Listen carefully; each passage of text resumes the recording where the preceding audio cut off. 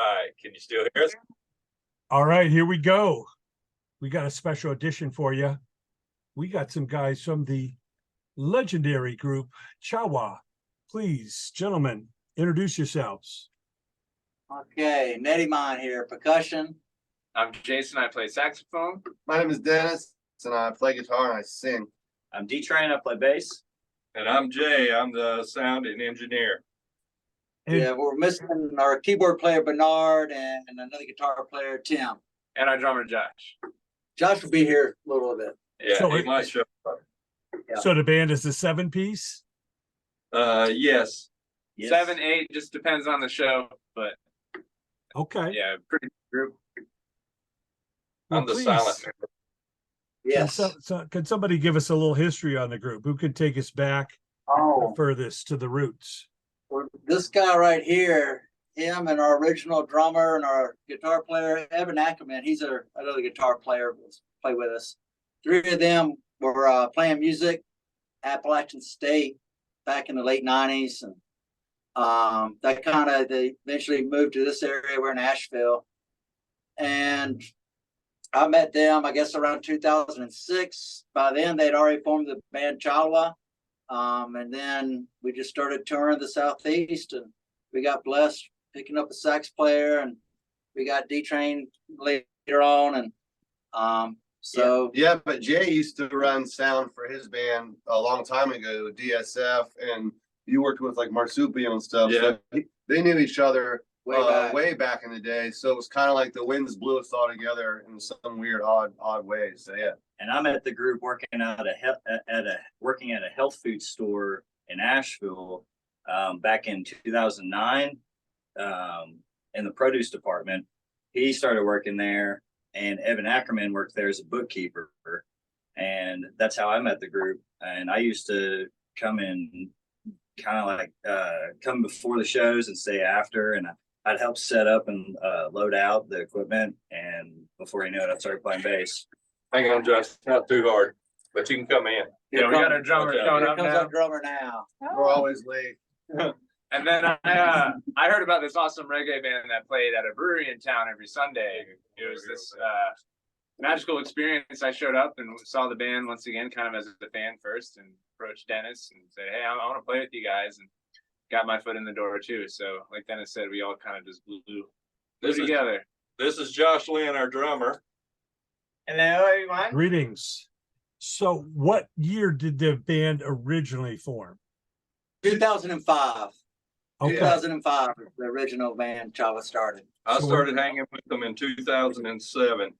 And I had another studio, not this one. We have one up on a mountain up there. And that's kind of where we first all started recording together and working on stuff like that. It was pretty much everybody here but these two.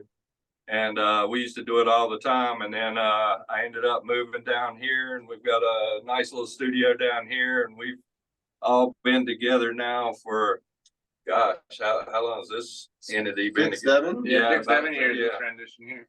Yeah, so that's like 7 years. I think that's like the band's like finally kind of maturing. They say we all change ourselves and everything every 7 years. So we're right along that whole alignment thing together, right? Yeah, Exactly. oh, very much so. Yeah. Now, I know you guys have played with a lot of known artists over the years. I heard shows with the Wailers and Steel Pulse, Pato Banton. Are these bands that were touring through your area, or where were you when you opened for these groups? Yeah, they were coming through the area, and we were the local support for all those shows. Steel Pulse, the Wailers, Midnight, Pato Banton. Nathali, percussion player, he has links with Pato Banton. So there's some family, influence there as far as like how we can actually get put on the bill. So that's always nice. But yeah, it was only a local venture for sure, as far as local support for a national act. Got it. Well, tell us about the latest music. I know you guys are excited about the new music. You got some new singles and album coming. Please tell us individually, what songs and what those songs are about and why you're most excited about them. Oh, I guess let me go first because I'm really excited about this single, The Fullness. You can catch it maybe on a YouTube link, but I really love that song. It's got a great message, and the bass line is just a really moving bass line. And so I always look forward to playing that song, as well as all the other new ones. Oh man, The Appalachian Rain song's real Appalachian pretty. Rain. It's a little different from what we normally kind of do, I felt, but it's got a nice sax part too, and it's just a feel good song. We play a lot every week together. We do a Tuesday night studio session, and then we play every Sunday together, and then we add in additional shows along the way. But I feel like the way that we craft our music is a bit different than most bands, because one of us brings an idea to the table, and within one of those 2 opportunities throughout the week, it's already forming into a legitimate song. A lot of the times Dennis brings one to the table and we all can just hop in right away on it. Yeah, I only bring the songs when they're like in the a live active birth state, to where literally when these guys get a hold of it, like it baby's ready to come out. We shoot for that initial kind of energy that first take always kind of gets. And the cool thing about what Jason was saying, having that opportunity to play on Tuesday and Sunday, our songs are kind of they're just like the baby. They're like a live living being. So they're always changing. They're always moody. They're happy. They're sad. And that's the fun thing about songs, that they really take on a new entity every time we play them. But holding firm to the foundation of that song. But the emotion and energy goes into it. It's always different. So it's like a living, breathing beast, a song. And I think that's going to directly transcend into our next album that we release, because we feel like we get some good, best takes that we could get just because it's organically produced. It's like creation versus recreation. I feel like a lot of times artists are trying to recreate their music when they get to the studio and record it. Whereas since Jay's always got the recorder running, multi-track audio, we just take those things from their creation state and then produce with that. So there is a lot of music coming down the pipe. There's too much for us to even release, I feel like. So we've gravitated more towards releasing all of our live stuff via our YouTube channel. And from those, we're kind of picking and choosing our favorite tracks to put into the main release albums. Mm-hmm. Yeah, these days there's really no rules, however you get it to the people, and there's different ways to monetize it once they come to the show, maybe buy some physical product or some merchandise and all of that. What have you learned over the years when you play with like one of these veteran groups like Whalers or Steel Pulse? Obviously they've been doing it even longer than you guys have. What do you take away from those experiences? I take away how to give energy to a crowd and move a crowd, and bring happiness and just kind of how to like work with people and entertain people, and in a professional way, in a local standpoint. So that way, when we play live every Sunday, I'm able to recreate and give out my energy and help uplift everybody that way. Yeah, now I know it's harder to take it on the road, obviously, but you've got a really nice niche, there with your community and your local businesses. What are the plans, or are you guys looking at possibly linking up with another band and possibly sharing a tour, or is there anything that might take you out of your state there into other states? Well, we've been doing the live concerts every Tuesday from about 9 till 10 o'clock at night. We do a live show broadcasted out of here, and we've tapped into a lot of fans that we normally probably couldn't have got to, and so it saved us a lot of money and time on the road. And yeah, it's almost like easy touring, you know what I mean? And picked up a good online crowd doing it that way also. And sometimes we'll play out of town in different towns around in North Carolina. Like if it's something special enough to get us up there to do it, we like to do it. There's a festival in August, I think we're doing, Heathen Night. Okay. somewhere. A festival is occasionally we'll do a festival when we can catch one. And there's a lot of festivals in this area this time of year and all through the summer. I think that, you know, I was booking the band back in 2005 up until kind of recently. And it can get somewhat daunting to, I look at it like I'm inviting myself to like your house for dinner, you know, and you might not want to have my band come for dinner. So we typically sometimes, and this may sound like super lazy, and it is what it is, but we kind of wait for that invite where it's like, because our music is like real sacred, and it's hard to show up someplace that you're not wanted and the vibe's not correct and we can't really do our thing. So it's nice to have people extend that invite where they really want us. And then, yeah, whoever's listening, we'll go wherever you want. You know what I'm saying? Just send the potluck invite and we'll be there. You know what I'm saying? But that's kind of our approach. You know what I'm saying?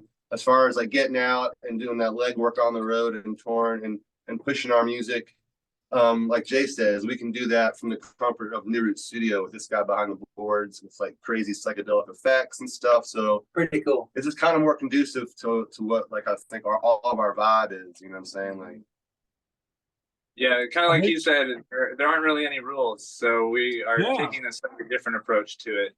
And I think stepping back to your last question, but also applying it to this one, you know, when we have an opportunity to play with somebody bigger, we get the new ears. So that's awesome. I take that a lot of weight that people are showing up to see the Whalers, or people are showing up to see Pato Benton, and we get to kind of put our stamp on them as well. And then hopefully they take us back. So I feel like our approach is more of like the network organically happening versus us really, like you said, being taxed on the road.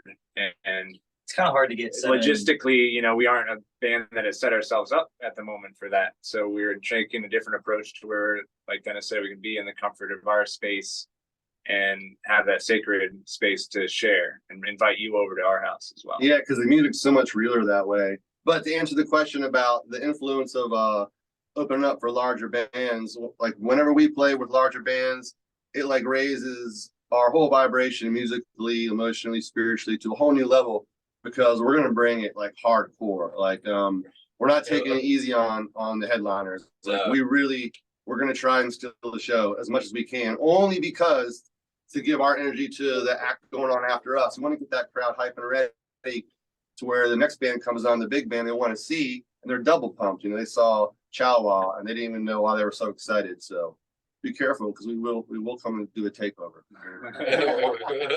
Yeah, well, it makes a lot of sense. You know, you could do these online shows and find fans everywhere, and you know, link them up with some products or some merchandise, and you know, it makes it easier at that point to be selective. You know, let the, like you say, let the opportunities come to you, and if it makes sense, you know, take it on the road. But you guys have really obviously carved out your niche there in North Carolina. And how have you seen the scene grow over the years and your neighboring states like Virginia and South Carolina? Well, you know, I'll answer that. It's kind of taken a full circle. Back in 2005, we were experiencing a lot of international acts from Jamaica and from St. Croix, the Caribbean, and that hasn't really been happening as much as recent. And there are some still great acts that come through, but not in the high frequency that they used to. And the East Coast reggae scene has, in my mind, around that same time, kind of adapt that West Coast vibe to a little like surf reggae vibe going on. And now it's taken up all down the East Coast, you know, and I think it's grown immensely with, you know, bands from the United States, which is super cool. You know, I do miss seeing some of the, you know, the international artists, but it's taken on, for whatever reason, a whole new genre in my mind of what reggae that I grew up was, you know, old school 70s golden reggae, to some of the stuff that's going on now, which is super cool in its own right. But just kind of in Asheville, the circle's kind of cycled that makes sense at all? Yeah, it makes sense.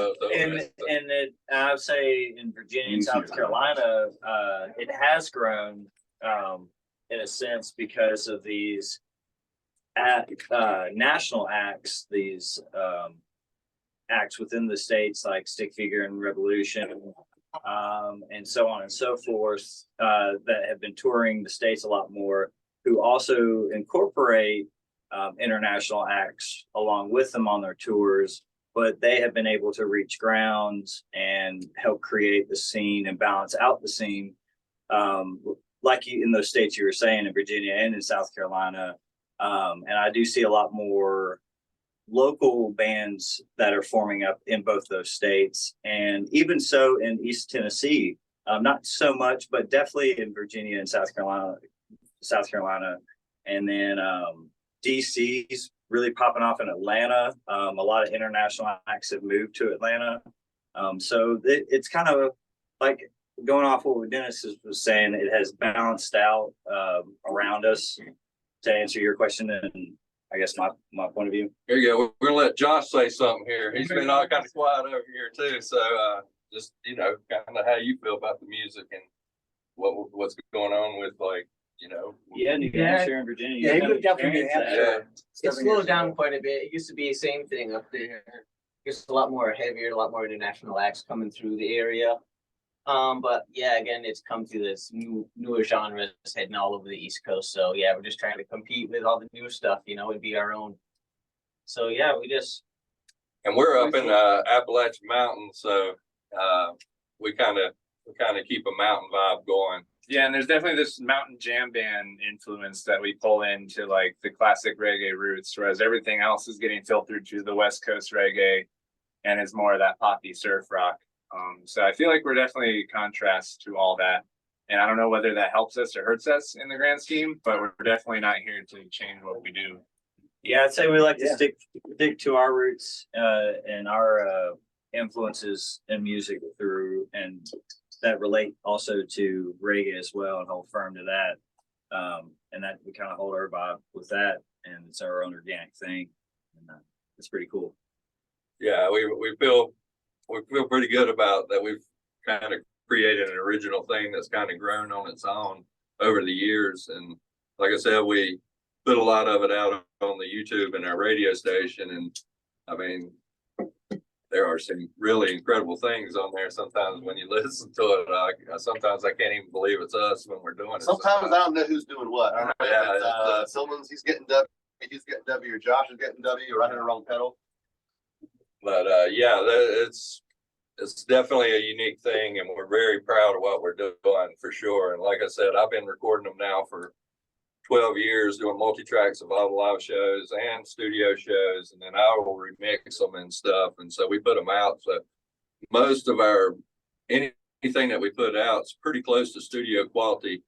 We're not scared, to show our, mistakes and things like that. We're a real band. We're yeah. Well, sometimes we do, and sometimes we don't. I make plenty of them. Don't hit wrong notes, different notes. That's right. It all works the same.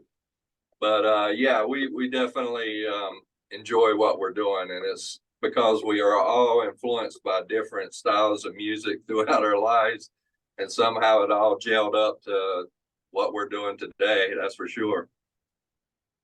Yeah, I think it's important, keep your ears open, hear what's going on out there, but really stick to your guns, do what you do best, and what makes you unique. You can always take maybe an idea from something and work it into a new song, but you keep your core, song, your sound, and your uniqueness, I think is what's really important. There's a lot of people out there that will follow the trends, and they'll just end up being a third-rate version of what somebody else is doing. But obviously, in a way, you're kind of creating in your own world there. So it stands out, and we certainly look forward to charting your course and following up with you. Now, what are the best social medias? Where should people go? What's the name of the YouTube channel? Our YouTube channel. Yeah, YouTube. If you search for CHALWA or CHALWA Roots, at CHALWA Music is at CHALWA Music. But YouTube is where we are releasing most of our stuff. frequently. You can obviously find us on Spotify, Instagram. and Instagram. Those are going to be the best platforms. But everything is either CHALWA Music or CHALWA Roots. Beautiful. Well, we thank all you guys for sitting down with us. We definitely look forward to connecting ongoing in the future. Blessings to you and Can I say one more thing? Yes, please. Just that with that YouTube channel, if I can, I'm sorry, but if you can subscribe, you get notifications when we're doing our live streams, which we do quite often. Yeah, we Not do only here, broadcast but our we play live live. shows too. We're getting ready to do one, so. That's it. Thanks so much. Thank Yeah, you, thank Jay. you. Thanks Really for appreciate hanging it. out with us, chatting with us. Well, no doubt. Everybody subscribe, like, comment, tell your friends, spread the vibes. Blessings to you guys, and we look forward to connecting Blessings with to you as Charlotte down well. the road. Thank you so Much much, love. guys. Thank you. Bless up. Respect. Have a good Much evening. love. Take care. You Thank too. you. Yes. Thanks. Bye-bye.